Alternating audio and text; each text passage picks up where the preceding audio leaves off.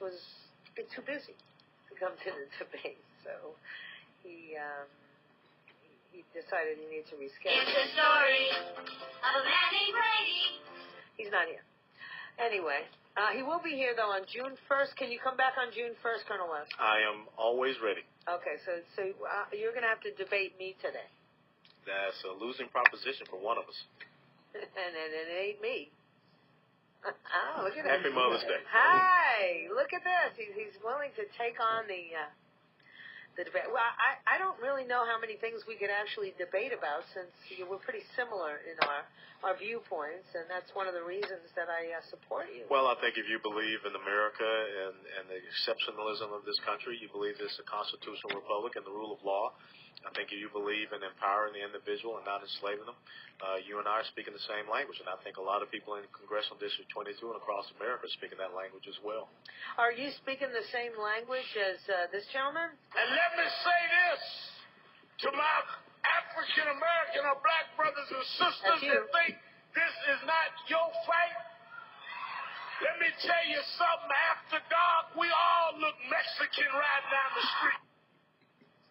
No. First of all, I think one of the critical things is, and it goes back to that New York Times article that came out, I think it was Tuesday or Wednesday. I think it came out Tuesday. Yeah, a lot of people are very shocked that just because of the color of your skin, you don't think a certain way. That you have to be a mindless lemming, that you're not allowed to sit back and make your own evaluations and assessments on your own. And so I am completely 180 degrees away from what Al Sharpton believes, and I think Al Sharpton is nothing but a proprietor of poverty, and I think that he is the guy, as well as Jesse Jackson and members of Congressional Black Caucus, that will continue to keep the black community on the 21st century plantation as a voting bloc for liberals. And now I guess they dispatched him out to make sure that he can bring in the brown folk, bring in the illegal immigrants into that same plantation. Well, and I have some really bad news for Reverend Sharpton. And I'll share this with you because and thousands of other people on the radio right now. But Hispanics are the most bigoted people on planet Earth. Central American and Caribbean and South American people, we have more disdain for the variations of color in our own culture than Americans ever had. At least here it was the black or white. With us, it's like, well, he's Castilian, too dark. Spanish, or the color of the skin. We call them blanquitos, or the white people. Then we have trigueños. They're a little on the dark side, and then we have the negritos, who are really dark. Yeah. And that's how we refer to each other. Yeah. So we're racist right off the bat. I don't know what Al Sharpton thinks. In the dark, we still see differences. Well, I think that what Al Sharpton sees is, once again, this opportunity to lump everyone together. And you said it well. It's this balkanization of this country. You saw when the president came out about 2 weeks ago and started with his address to a certain group of Americans. He was talking that, we've got to get the Hispanics, we've got to get the blacks, we've got to get all of you people back out again to vote in 2010.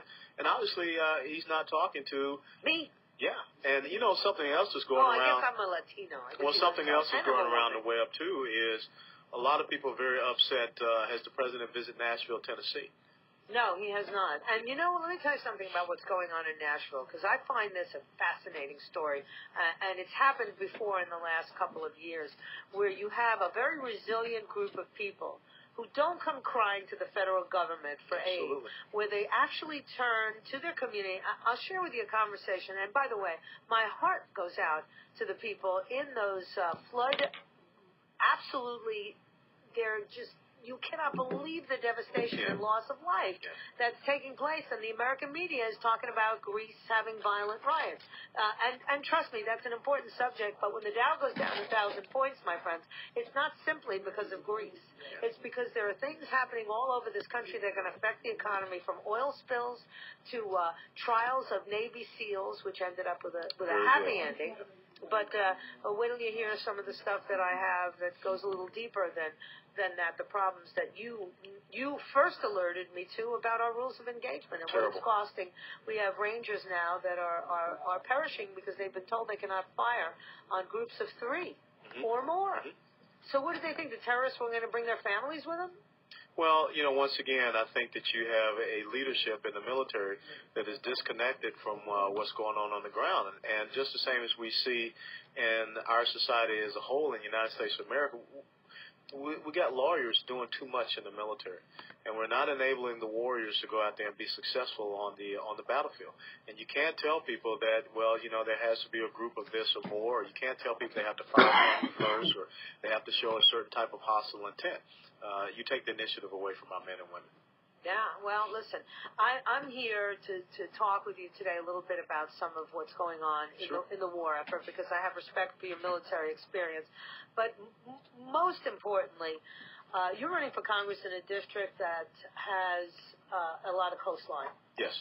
And this coastline is threatened. There's no question. There was an oil spill, and we're dependent on whether or not the weather and the currents and everything else brings it around. And we find it, just infiltrating our beaches, which we have multiple uses for here in South Florida. We have one of the largest ports in Port Everglades that could be adversely affected by oil slicks, and of course beautiful beaches where tourists loll about, although not so much in the summer months. But what is your position on this oil platform that went down? How does it affect your constituents if you were to be the congressman? Yeah, well, first of all, I want to send out my condolences to the 11 Americans who lost their lives and the families, because we don't hear enough about that as well. But the key thing is, when you look at this deep water oil exploration platform, we have to start making sure that we have learned from this incident so that we can put in the right type of fail-safe measures in some of these other platforms. I think one of the things we need to look at are some of the North Sea oil rigs and look what type of safety standards they have implemented there, so we have the highest safety standards. We need to look at those indicator and warning light systems that obviously failed horribly in this instance, so that we can make sure that does not happen again. We need to look at the emergency management and preparations, because we're just now sending out those capping devices, which should have been on their way within the first 24 to 48 hours of this happening. So I think the most important thing is that this is a tragic and terrible thing. We need to make sure that we're doing everything we can to mitigate the risk of this happening again. But what I don't want to see is us, all of a sudden go to the leapex of saying we can never have any type of oil exploration or any type of drilling, and continue to send billions upon billions of dollars to countries who are truly our enemies, being it Saudi Arabia, Mexico, Venezuela, those type of countries. So the most important thing, and this is where it comes back to leadership. Leadership sits back and it anticipates incidents, and it analyzes, and it comes up with viable solutions to execute. And I think that that's one of the key things that we have not seen here. And once again, we see, being at Senator Bill Nelson, Congressman Ron Klein, everyone just jumping in to try to make a politicized statement instead of having a long-term vision about, first of all, how do we make sure that this does not happen again, and then how do we move forward? Because I hate to tell you, China is out there looking to do oil exploration and buying leases from Cuba, so it is going to be done off of our coast. Who do you think can do it better, and who we think would do it safer and with more concern about our environment than the United States of America? And I tell folks, I'm an avid scuba diver, and the last thing I want to see are the waters and the reef systems that we have here off of our coastline affected. So this is a primary concern for me, not just as a future economic issue, not just as a national security issue. It's an issue as well as for our lifeblood here, being the marine industry and the tourism that we have. Wow. That was a lot of answer. I would have asked 3 follow-up questions, but you covered all of the points. So leaders are always ready. And I'll tell you what it is, I have become acutely aware of this. When I first met Colonel West, and he was just embarking on that first campaign and going off to Afghanistan, he was very, very tight. Rigid. Rigid. And he would answer a question with specifics, and then he would stop. And over the years of you being interviewed everywhere from, today you'll be on MSNBC with Alex Witt. That ought to be fun at 3:45. Be fun for me. Yeah, I didn't think it was going to be fun for her. Although I tell you, Alex is one of the better people to talk to on MSNBC. She's nutty, but she's not like Contessa Brewer.